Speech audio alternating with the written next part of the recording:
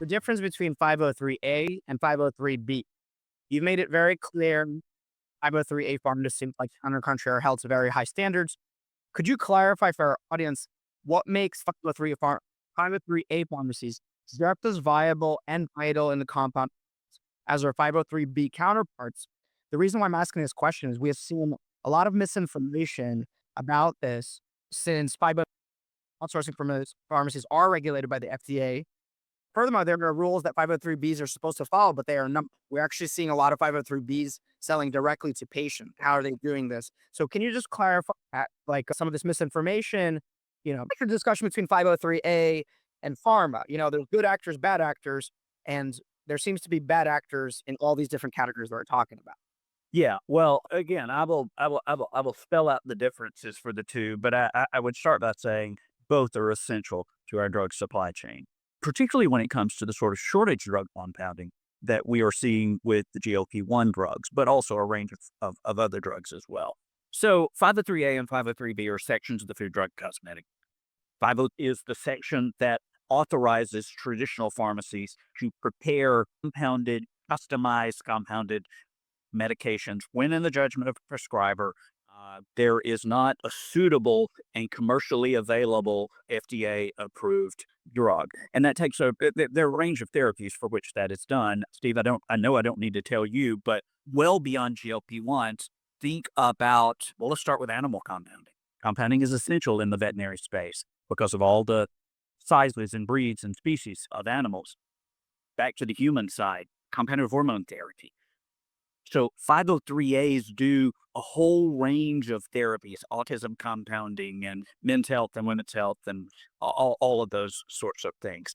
A 503A pharmacy is a traditional pharmacy. It's a pharmacy maybe on Main Street, USA.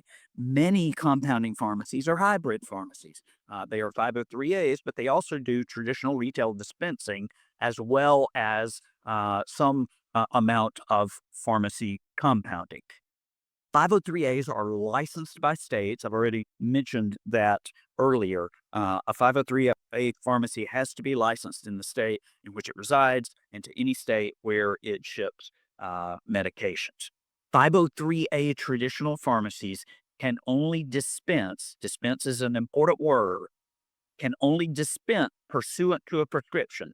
So 503A pharmacies are a pharmacy to patient, one-to-one. Mrs. Jones walks in with her prescription for compounded tirzepatide injection, and Town and Country fills that script, especially for Mrs. Jones. Those are 503As. Section 503B of the Food, Drug, and Cosmetic Act was created in 2013 in with the Drug Quality and Security Act, and it was intended to create a new class of compounding entity called outsourcing facilities. And outsourcing facilities, unlike state licensed pharmacies, are licensed directly with the FDA. There are only 85 of them in the entire country. They are required under federal law to adhere to the same sort of current good manufacturing practices that drug makers adhere to. And because they adhere to CGMP, current good manufacturing practices, they are authorized in federal law to distribute. Notice that's a different word from dispense, the word I used with traditional compounding pharmacies. 503Bs are allowed to distribute drugs in larger batches to hospitals and clinics without a prescription. And so 503A traditional pharmacies must have a prescription for an individual patient. 503Bs can create larger batches of compounded drugs and distribute them to hospitals and clinics for distribution or for administration rather in the hospital or clinic without a prescription. So think about the range of compounded drugs that are used by hospitals for surgeries or by ophthalmologists for cataract surgery in a clinic. 503Bs tend to supply a lot of those drugs. Now, about a year ago, FDA issued a draft guidance statement that sort of was an earthquake for 503Bs. It changed the landscape a bit in that FDA indicated that a 503B outsourcing facility preparing larger batches of compounded drugs and distributing those drugs not to a hospital, not to a clinic, but to a 503A traditional compounding pharmacy was okay. It met the requirements of the Drug Quality and Security Act. Well, that was new. And so a number of 503Bs at the same time we're seeing these blockbuster GLP-1 drugs that are in shortage, a number of 503Bs decide to get into the game and prepare GLP-1 injectables who distribute to 503A traditional pharmacies. And so again, we're data poor. I can't tell you how much of the market of compounded GLP-1s is prepared by 503Bs right now. I can guarantee you of the 85 or so Bs in the country, it is a small percentage of them that are preparing GLP-1s, period. Many of those 503Bs are closely associated with a specific hospital, health system, or clinic and are preparing just certain drugs for those. I would guess there are 10, 11, 12, maybe 15 at the highest 503Bs that are in this space. So 503Bs have to adhere to current good manufacturing practices. CGMP is a higher standard for testing and the preparation of the drug. Is a drug prepared by a 503B inherently safer or more effective than a drug prepared by a traditional compounding pharmacy? No. It just means that the testing and the standard that the 503B adhered to is more rigorous. And so the drugs prepared by 503As that are adherent to all those U.S. Pharmacopoeia compounding chapters are undergoing rigorous testing. You are required, and I know Town and Country does it, you are required to send a sample of every batch of a compounded sterile injectable that you prepare out for third-party testing to determine potency and purity and all of that before you can ever dispense any of that batch of drug to an individual patient. So there's a place for Bs, but there is absolutely a place for 503A. And let's talk real quickly about what that means when we have drugs in shortage. If tomorrow a major drug goes into shortage, the manufacturer cannot provide it. The fallback in federal law is 503Bs. 503Bs were created in part to do shortage drug compounding and fill the gap until the drug manufacturer could bring its FDA-approved drug back into supply. Here's the problem. If that drug goes into shortage tomorrow, it's going to take a 503B from 3 to 5 months to ramp up production of that drug, if they determine that there's an economic model under which they can do that, and sometimes there's not. What about a patient who needs this perhaps life-saving drug that is now gone into shortage, and the 503B is not yet ramped up to prepare it and may not choose to prepare it at all? That's where 503As come in. And so we support policies that would allow 503As to fill that gap. 503As can certainly do so now pursuant to a prescription. That's why a prescriber, a doctor, a nurse practitioner, a physician's assistant, or in animal health, a vet, can provide a compounded version of the FDA-approved drug to fill the gap. We would like to see that extended to distributing shortage drugs to hospitals when hospitals have need of those drugs that the 503B has not ramped up production and the drug is not yet back in supply by the drug maker. And so one of the things we're advocating for in Congress is the ability of 503As to do more to alleviate drug shortages in that way. Right. That's the End Drug Shortage Act, right? That's far. Yeah, it's Senator Tim Kaine and Tom Cotton's bill.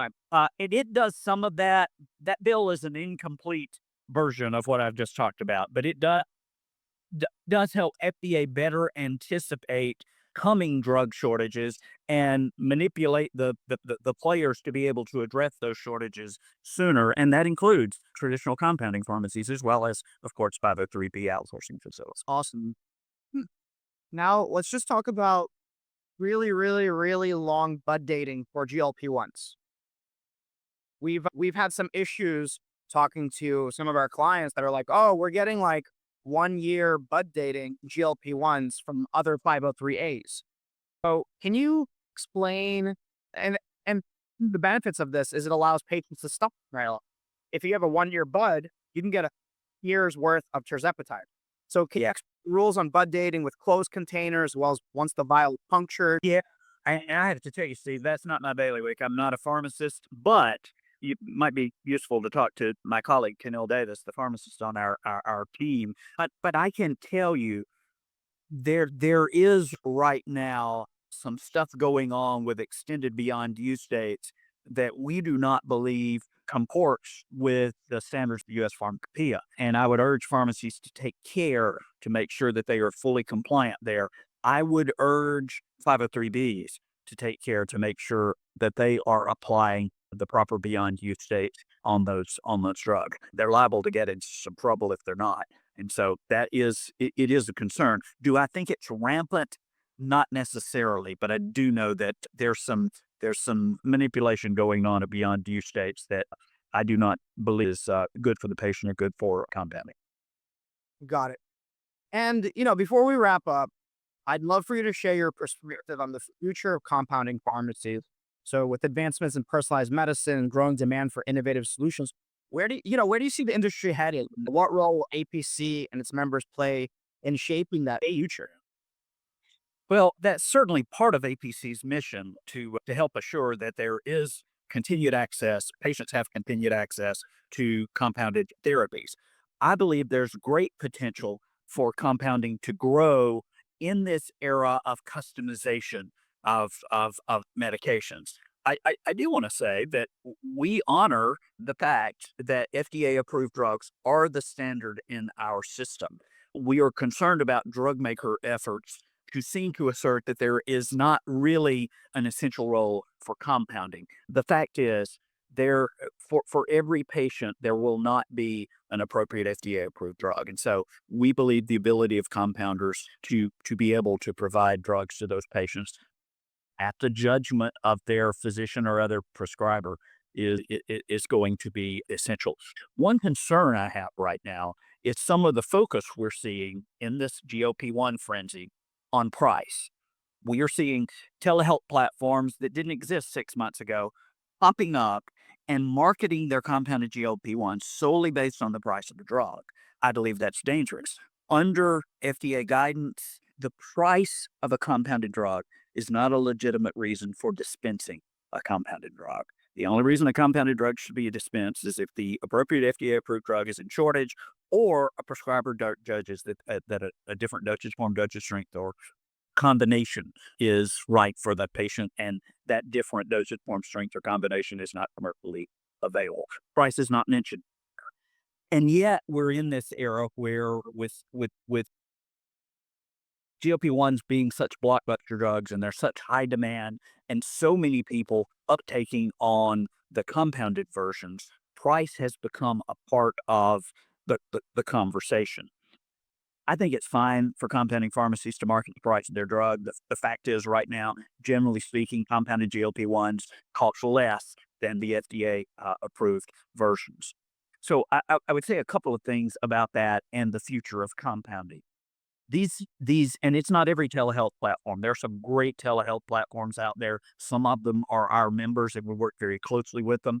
But there are some out there that are sort of Johnny come latelys. They and are marketing solely based on price. And here's my concern about that.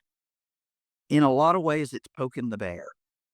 It is alerting drug makers to the notion that some telehealth platforms are viewing compounded drugs as direct competition for drug makers and their FDA approved drugs. That's not good. We have telehealth platforms that have sort of ham-fistedly begun to inject compounding into the drug type pricing debate that's raging in Congress. And I believe that's going to be bad for compounding because price is not a legitimate reason to dispense a compounded drug. And to the extent that drug makers are onto that, they have a lot more influence in Congress than we do. And I could see efforts underway to try to restrict, marginalize, and otherwise stop compounding of drug, even shortage drug compounding, simply because somehow the issue has now been made a part of the drug pricing debate. So I would tell patients, certainly I understand why many of you are taking that price is one of the rationales for you taking the compounded drug. I'm concerned that a lot of those patients are going to get sticker shock when their prescriber has to transition them over to the FDA approved drug. But I would also urge pharmacies to be careful about marketing based on price. Compounded drugs need to be prescribed either because of shortage or because of, in the judgment of a prescriber, there's not an appropriate FDA approved drug, and a compounded drug is suitable. So no buy one, get one deals in farmers? Okay. Well, listen, Scott, thank you so much for joining us today and for sharing your insights. Your advocacy and your leadership are completely invaluable to our industry, especially during these challenging times. For our listeners who want to learn more about APC and your work, where can they find you? Yeah, a couple of places. They can go first to a4pc.org. That's the number four, a4pc.org. Yeah, yeah, they will put that up there. And by the way, if you're going to do your PCAB accreditation and your NABP and all that, I want to see an APC logo up there because you are valued. You guys are valued members of our organization. Yeah, the other place patients can go is to compounding.com. Compounding.com is really a patient oriented website. Right now, much of the content there is about the threats to compounded hormone therapy, but we also have content up there related to the tirzepatide shortage and efforts by drug makers to restrict GLP-1 compounding in general. And so they can learn a lot about compounding at compounding.com. Awesome. And to our listeners, thank you for tuning in. If you're as inspired as I am by today's conversation, please share this episode and help spread the word with the vital role compounding pharmacies in healthcare. Until next time, stay well and stay informed.